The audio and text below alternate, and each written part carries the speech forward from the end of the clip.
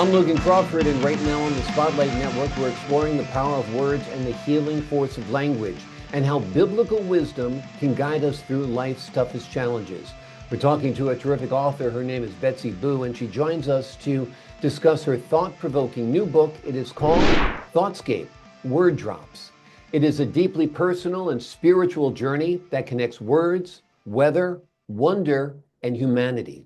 If you've ever questioned the meaning of life, the impact of trauma, or the reason we repeat history, this book will open your heart and your mind.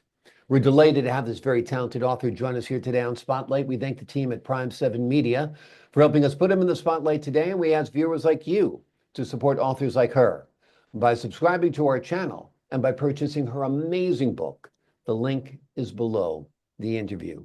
Betsy, thank you so much for joining me here today on Spotlight. Right.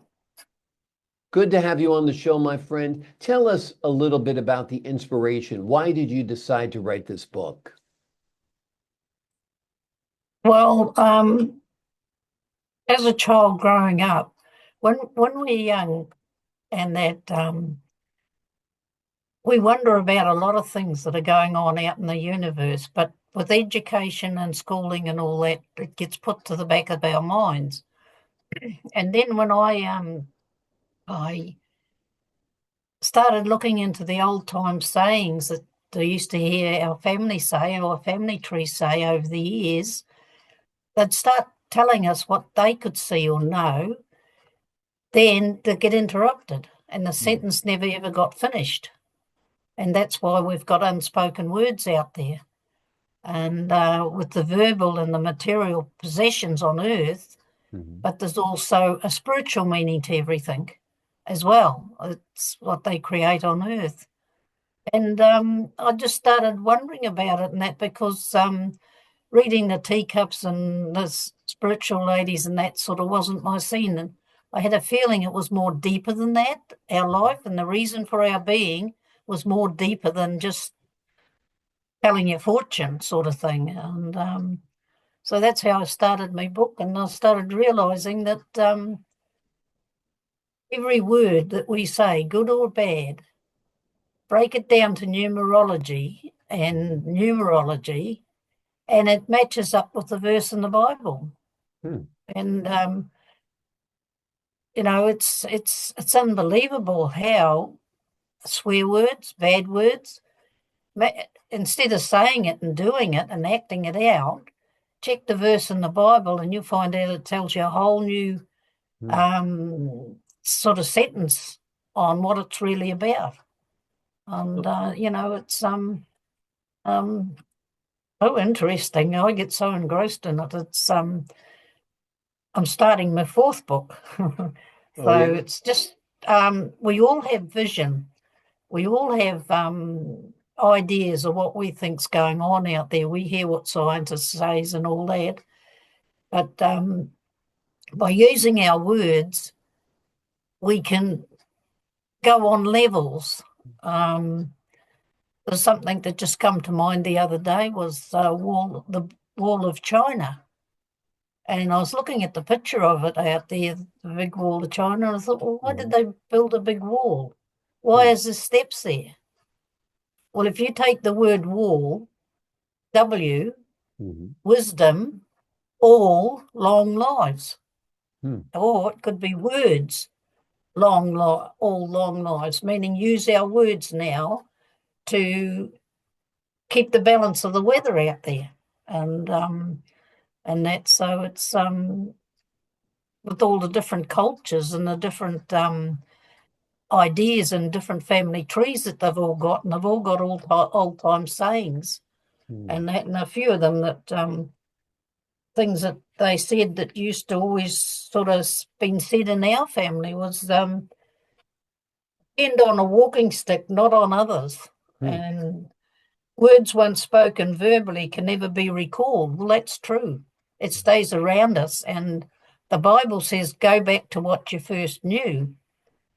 And that means birth. You're old when you're born, and then come up and pick up all your mistakes against others, correct them, and then understand the wisdom of those mistakes, because we only make mistakes because we're losing sight of the wisdom and knowledge. And wisdom has the power to put our time knowledge to good use. Mm. The one that is to do with words don't have wings, but they can fly for miles. Now, if you understand that, they do fly. You can ring somebody overseas and they'll be part of your family tree, or words will go on somebody else that you don't even know. And it's all so interesting that it's you don't touch people's private affairs, because that's got nothing to do with the book. It's got to do with how to balance out old-time sayings, unspoken words. We heard that a lot, unspoken words. There's the verbal part of earth, the material possessions. It's like business people. They go out there and they build a business, and then they follow it through and make money. Well, God and Jesus and them did the same thing, but what they did was built a life that we could all survive on earth and stay alive on earth. And instead of just getting to a certain age and then we're all dying, that's because we stopped learning. Once we go into retirement, everything we do when we're a child and a baby and all that is all clinging to our waist like a belt, and it stays there. And it can cause people to fall, have accidents and everything.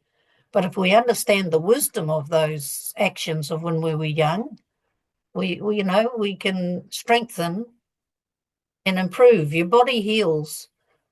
The more you understand and learn, more the body heals. This is all based on theory. It's not based on any education or anything. It's wonders and theories that I've always sort of wondered about and was put there in the background.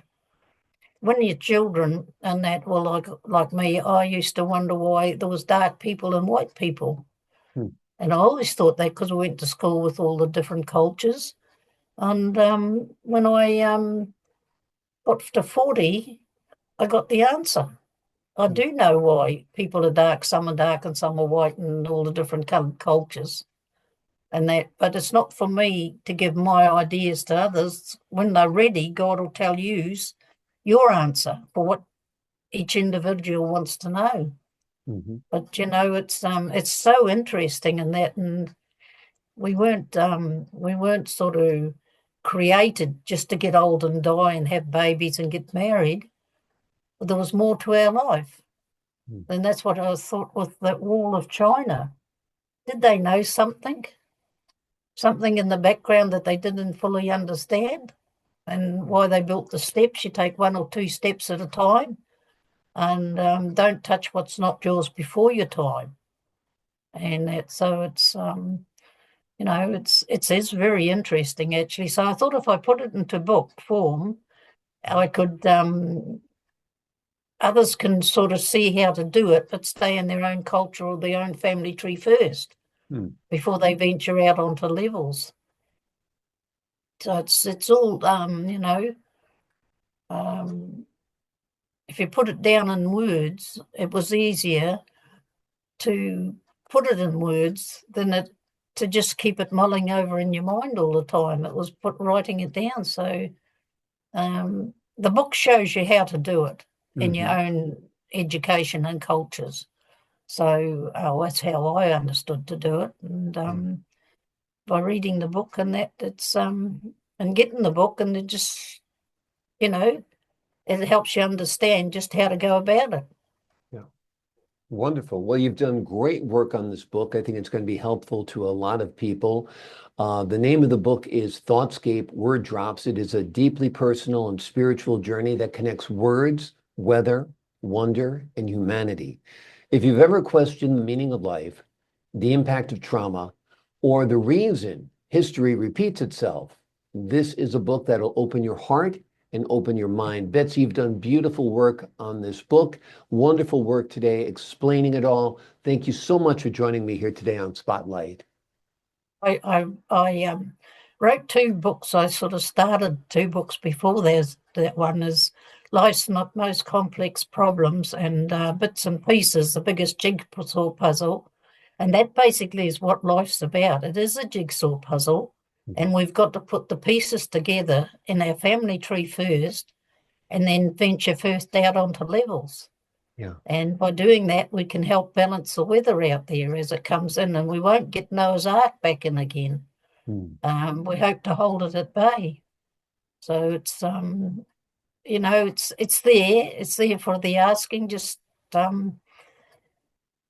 stay in your own family tree first and understand the wisdom and knowledge of your own family first and their sayings, and then you come to levels where you learn patience, and patience was the most important thing we all had to learn.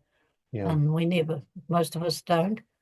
So, you know, it's it's I'm quite pleased with it. I'm pleased with my book and that, and because we were born, God made us in his image to help him with his plan. He didn't make us in his image for us to sit back and he does all the work. Right. He made us in his image because he needs human life to help him use our words now to balance the weather and keep control. If the axle stops spinning, well, and we know how to do this, well, we'll be able to keep the balance out there in the universe. It won't be all overfull. Yeah. Apparently it's jumping around a bit, the axle, and human life and their thought patterns, which form the clouds, our energy force out there in our words, unspoken words, all what forms the clouds in different cultures. And it's based on theory. I can't say I'm 100% right with it, but my theory is that's how it goes. And it's, you know, it's, as I said, God made us in his image to help him with his plan, to conquer the whole universe. And those words have been forgotten by other words in the Bible, but each culture has to understand their family tree wisdom and knowledge first, and then branch out, or, you know, help others understand. Yeah. So it's well, it's all very amazing good. work on this book, amazing work on your other books. I really do think they are game changers. They will open people's minds, compelling theories, no doubt. Betsy, thank you for being my guest here today on Spotlight. Thank you. So good talking You're to you. welcome. I appreciate your insight and your wisdom. To the folks at home, I'm Logan Crawford, thanking you for your time this time. Until next time on Spotlight. And thank you for listening.